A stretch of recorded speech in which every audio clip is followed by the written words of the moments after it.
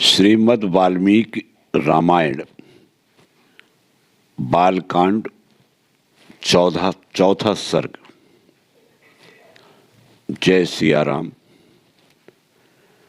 सभी भगवत भक्तों को प्रणाम। महर्षि वाल्मीकि का 24,000 श्लोकों से युक्त रामायण काव्य का निर्माण करके उससे लव कुश को पढ़ाना, मुनि मंडली में रामायण गान करके लव और कुश का प्रशंसित होना तथा अयोध्या में श्री राम द्वारा सम्मानित हो उन दोनों का राम दरबार में रामायण गान सुनाना।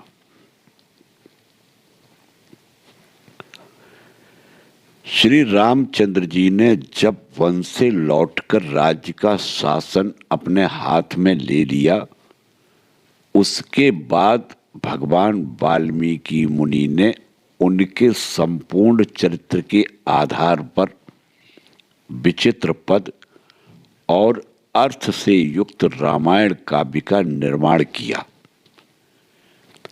इसमें महर्षि ने 24,000 श्लोक, 500 सर्ग तथा उत्तर सहित 7 कांडों का प्रतिपादन किया। भविष्य तथा उत्तर कांड सहित समस्त रामायण पूर्ण कर लेने के पश्चात सामर्थ्यशाली महाज्ञानी महर्षि ने सोचा कि कौन ऐसा शक्तिशाली पुरुष होगा जो इस महाकाव्य को पढ़कर जन समुदाय में सुना सके। शुद्ध अंतःकरण वाले उन महर्षि के इस प्रकार विचार करते ही मुनि वेश में रहने वाले राजकुमार कुश और लव ने आकर उनके चरणों में प्रणाम किया। राजकुमार कुश और लव दोनों भाई धर्म के ज्ञाता और यशस्वी थे। उनका स्वर बड़ा ही मधुर था और वे मुनि के आश्रम पर ही रहते थे। उनकी धारणा शक्ति अद्भुत थी और वे दोनों ही वेदों में पारंगत हो चुके थे। भगवान वाल्मीकि ने उनकी ओर देखा और उन्हें सुयोग्य समझकर उत्तम व्रत का पालन करने वाले उन महर्षि ने वेदार्थ का विस्तार के साथ ज्ञान कराने के लिए उन्हें सीता के चरित्र से युक्त संपूर्ण रामायण नामक महाकाव्य, जिसका दूसरा नाम पौलस्त्य वध अथवा दशानन वध था, अध्ययन कराया। वह महाकाव्य पढ़ने और गाने में भी मधुर, द्रुत, मध्य और विलंबित, इन तीनों गतियों से अन्वित, षड्ज आदि 7 स्वरों से युक्त, वीणा बजाकर स्वर और ताल के साथ गाने योग्य तथा श्रृंगार, करुण, हास्य, रौद्र, भयानक तथा वीर आदि सभी रसों से अनुप्राणित है। दोनों भाई कुश और लव उस महाकाव्य को पढ़कर उसका गान करने लगे। वे दोनों भाई गांधर्व विद्या के तत्वज्ञ, स्थान और मूर्छना के जानकार, मधुर स्वर से संपन्न तथा गंधर्वों के समान मनोहर रूप वाले थे। सुंदर रूप और शुभ लक्षण उनकी सहज संपत्ति थे। वे दोनों भाई बड़े मधुर स्वर से वार्तालाप करते थे। जैसे बिंब से प्रतिबिंब प्रकट होते हैं, उसी प्रकार श्री राम के शरीर से उत्पन्न हुए वे दोनों राजकुमार दूसरे युगल श्री राम ही प्रतीत होते थे। वे दोनों राजपुत्र सब लोगों की प्रशंसा के पात्र थे। उन्होंने उस धर्मानुकूल उत्तम उपाख्यान में संपूर्ण काव्य को जिव्याग्र कर लिया था और जब कभी ऋषियों, ब्राह्मणों और साधुओं का समागम होता था, उस समय उनके बीच में बैठकर वे दोनों तत्वज्ञ बालक एकाग्र चित्त हो रामायण का गान किया करते थे। एक दिन की बात है, बहुत से शुद्ध अंतःकरण वाले महर्षियों की मंडली एकत्र हुई थी। उसमें महान सौभाग्यशाली तथा समस्त शुभ लक्षणों से सुशोभित महामनस्वी कुश और लव भी उपस्थित थे। उन्होंने बीच सभा में उन महात्माओं के समीप बैठकर उस रामायण काव्य का गान किया। उसे सुनकर सभी मुनियों के नेत्रों में आंसू भर आए और वे अत्यंत विस्मय विमुग्ध होकर उन्हें साधुवाद देने लगे।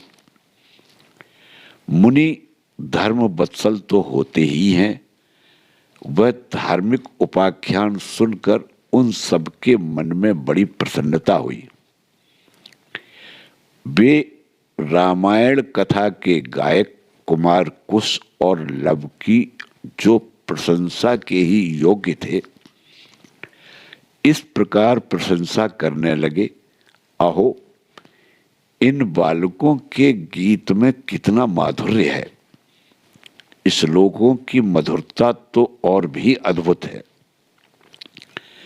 यद्यपि इस काव्य में वर्णित घटना बहुत दिनों पहले की हो चुकी है, तो भी इन दोनों बालकों ने इस सभा में प्रवेश करके एक साथ ऐसे सुंदर भाव से स्वर संपन्न राग युक्त मधुर गान किया है कि वे पहले की घटनाएं भी प्रत्यक्ष सी दिखाई देने लगी हैं, मानो अभी अभी आंखों के सामने घटित हो रही हो।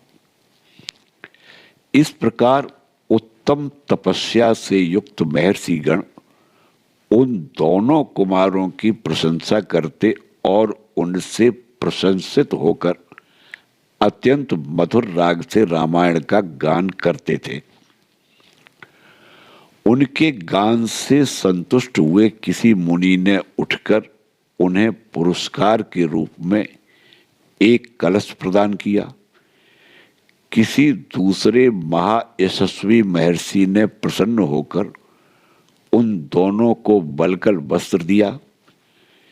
किसी ने काला मृगचर्म भेंट किया तो किसी ने यज्ञोपवीत, एक ने कमंडल दिया तो दूसरे महामुनि ने मुंज की मेखला भेंट की, तीसरे ने आसन और चौथे ने कौपीन प्रदान किया।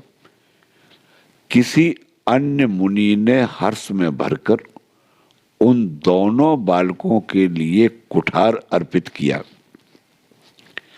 किसी ने गेरुआ वस्त्र दिया तो किसी मुनि ने चीर भेंट किया। किसी दूसरे ने आनंद मग्न होकर जटा बांधने के लिए रस्सी दी तो किसी ने समिधा बांधकर लाने के लिए डोरी प्रदान की। एक ऋषि ने यज्ञपात्र दिया तो दूसरे ने काष्ठ भार समर्पित किया। किसी ने गूलर की लकड़ी का बना हुआ पीढ़ा अर्पित किया। कुछ लोग उस समय आशीर्वाद देने लगे, बच्चों तुम दोनों का कल्याण हो। दूसरे महर्षि प्रसन्नता पूर्वक बोल उठे, तुम्हारी आयु बढ़े। इस प्रकार सभी सत्यवादी मुनियों ने उन दोनों को नाना प्रकार के वर दिए। महर्षि वाल्मीकि द्वारा वर्णित यह आश्चर्यमय काव्य परवर्ती कवियों के लिए श्रेष्ठ आधारशिला है। श्री रामचंद्र जी के संपूर्ण चरित्रों का क्रमशः वर्णन करते हुए इसकी समाप्ति की गई है। संपूर्ण गीतों के विशेषज्ञ राजकुमारों, यह काव्य आयु एवं पुष्टि प्रदान करने वाला तथा सबके कान और मन को मोहने वाला मधुर संगीत है। तुम दोनों ने बड़े सुंदर ढंग से इसका गान किया है। एक समय सर्वत्र प्रशंसित होने वाले राजकुमार कुश और लव अयोध्या की गलियों और सड़कों पर रामायण के श्लोकों का गान करते हुए विचर रहे थे। उसी समय उनके ऊपर भरत के बड़े भाई श्री राम की दृष्टि पड़ी। उन्होंने उन समादर योग्य बंधुओं को अपने घर बुलाकर उनका यथोचित सम्मान किया। तदंतर शत्रुओं का संहार करने वाले श्री राम सुवर्णमय दिव्य सिंहासन पर विराजमान हुए। उनके मंत्री और भाई भी उनके पास ही बैठे थे। उन सबके साथ सुंदर रूप वाले उन दोनों विनयशील भाइयों को देखकर श्री रामचंद्र जी ने भरत, लक्ष्मण और शत्रुघ्न से कहा, ये देवता के समान तेजस्वी दोनों कुमार विचित्र अर्थ और पदों से युक्त मधुर काव्य बड़े सुंदर ढंग से गाकर सुनाते हैं। तुम सब लोग इसे सुनो। यूं कहकर उन्होंने उन दोनों भाइयों को गाने की आज्ञा दी। आज्ञा पाकर वे दोनों भाई वीणा के लय के साथ अपने मन के अनुकूल उच्च एवं मधुर स्वर में राग आलापते हुए रामायण काव्य का गान करने लगे। उनका उच्चारण इतना स्पष्ट था कि सुनते ही अर्थ का बोध हो जाता था। उनका तान सुनकर श्रोताओं के समस्त अंगों में हर्ष जनित रोमांच हो आया तथा उन सबके मन और आत्मा में आनंद की तरंगे उठने लगी। उस जनसभा में होने वाला वह गान सबकी श्रवणेंद्रियों को अत्यंत सुखद प्रतीत होता था। उस समय श्री राम ने अपने भाइयों का ध्यान आकृष्ट करते हुए कहा, ये दोनों कुमार मुनि होकर भी राजोचित लक्षणों से संपन्न हैं। संगीत में कुशल होने के साथ ही महान तपस्वी हैं। ये जिस चरित्र का प्रबंध काव्य का गान करते हैं वह शब्दार्थालंकार, शब्द अर्थ अलंकार, उत्तम गुण एवं सुंदर रीति आदि से युक्त होने के कारण अत्यंत प्रभावशाली है।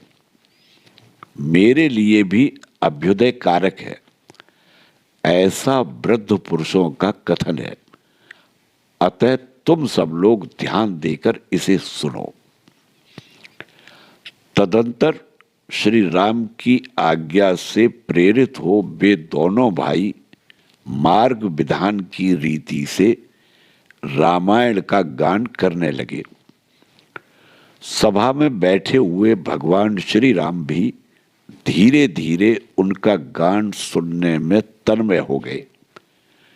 इस प्रकार वाल्मीकि निर्मित आर्ष रामायण आदि काव्य के बालकांड में चौथा सर्ग पूरा हुआ। जय श्री राम। जय श्री राम।